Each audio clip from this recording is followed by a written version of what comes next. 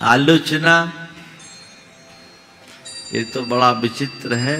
जब एक बार आलोचना पुराण खुलता है ना, तो खुलता ही जाता है।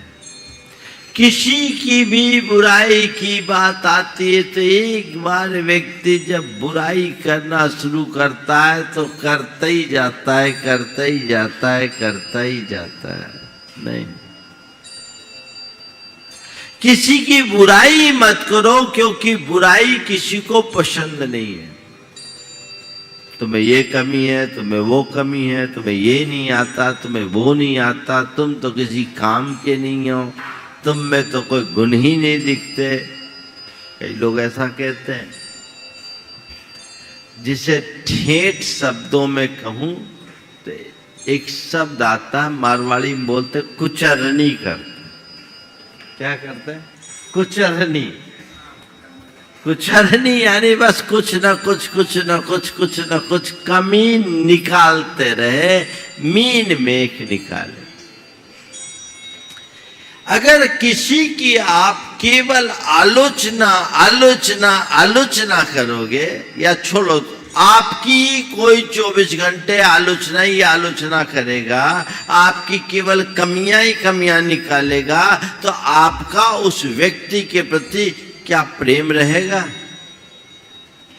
क्या दृष्टिकोण रहेगा?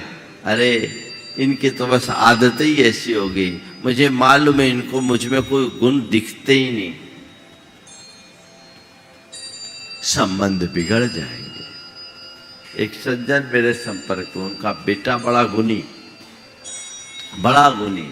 ऐसा कि समाज में लोकप्रिय, कोई भी काम दे दो तो उस काम को अंजाम तक पहुंचाने में महारत हासिल, लेकिन उनके पिताजी को उस पर भरोसा ही नहीं।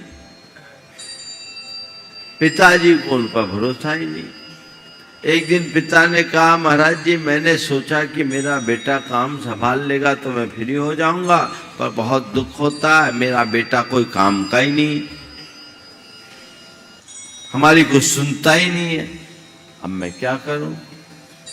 मुझे उसकी बात को सुनकर अटपटा लगा। बोले लड़का तो बहुत एक्टिव दिखता है, पर पिता का ऐसा अनुभव, क्या मामला है? मैंने उससे कहा ठीक है, मैं तुम्हारे बेटे से बात करूंगा। मैंने अकेले में बेटे को बुलाया। मैंने पूछा क्या बात है, तेरे पिताजी तेरे से खुश नहीं है? बोले महाराज वो इस जन्म में खुश रहेंगे भी नहीं, वो इस जन्म में खुश नहीं रहेंगे। बोले क्या मामला है?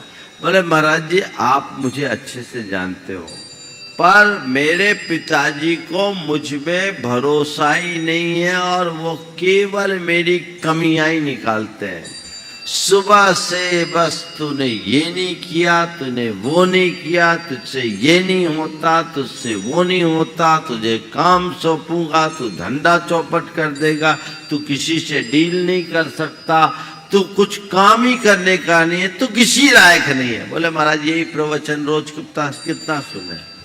तो मैं तो उनको देखता हूँ 10 फुट दूर से खिसक जाता हूँ। झंझट नहीं, आप जानो, आपका काम जानो। फिर आदमी किनारा काटता, बोला 10 फुट दूर से खिसक जाता, बोला आमना ही सामना नहीं होता। घर भी जाता हूँ ना महाराज, जब वो सो जाते उसके बाद जाता। बोले कौन सुने रोज रोज का काम। अब महाराज जी इतने संस्कार है कि पिताजी को कुछ बोल सकता नहीं, लेकिन जो वो बोलते हैं सो अंदर बर्दाश्त नहीं होता। तब मैंने बाद में उसके पिता को बुलाया और पिता से कहा कि भाई बेटे से ज्यादा सुधार की जरूरत तुम में है। तुम अपने दृष्टिकोण में परिवर्तन लाओ, अपने भाषा और व्यवहार को बदलो, नहीं तो अपने बेटे को खो दोगे। फिर मैंने उससे कहा कि तुम्हें लगता है बेटे में कोई गुण नहीं, पर अगर बेटों की गुणों की तालिका बनाई जाए तो हो सकता है तुमसे आगे निकल जाए। उसकी तुम कमियों को क्यों पकड़ते हो, अच्छाइयों को उभारो। और आज से एक नियम लो कि बेटे की किसी गलती पर कोई भी टिप्पणी नहीं करोगे, और जब भी बेटा कोई अच्छा काम करे उसकी पीठ थपथपाओगे, उसे शाबाशी दोगे, उसकी सराहना करोगे। अच्छा काम करे उसकी पीठ थपथपाना, शाबाशी देना, उसकी सराहना करना। आप सुनकर आश्चर्य करोगे। उनको बात जची, बोला महाराज ऐसे ही करूँगा। और 6 महीने बाद जब वो व्यक्ति मेरे पास आया, बोला महाराज चमत्कार हो गया, आज बेटे ने हमारे कारोबार को कई गुना आगे बढ़ा दिया और बहुत अच्छा हो रहा है, और मुझे लगता है कि ये ठीक कर पाएगा। वही बेटा जो कल तक दूर भागता था, सब हो गया। व्यवहार हमारा है, हमें बदलना होगा। मैं अक्सर कहता हूं क्रिटिसाइज नहीं, क्रिटिगाइड करो, है ना। कई बार बोला, आज फिर बता देता हूं। क्रिटिसाइज और क्रिटिगाइड में क्या अंतर? पत्नी ने खाना बनाया, खाना अच्छा नहीं बना, तुम्हें तो खाना बनाना ही नहीं आता, कुछ काम की नहीं हो, क्या है रोज रोज वही चीजें रख देते हो। एक तो ये है, ये क्रिटिसाइज है जो चुभ जाएगी, बर्दाश्त नहीं हो।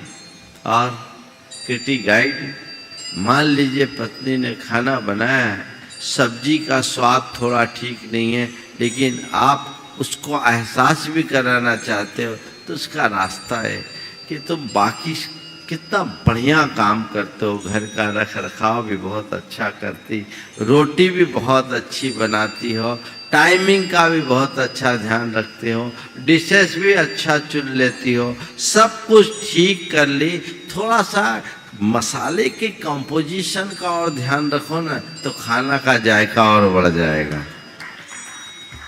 अब बोलो, ये सुनकर क्या होगा?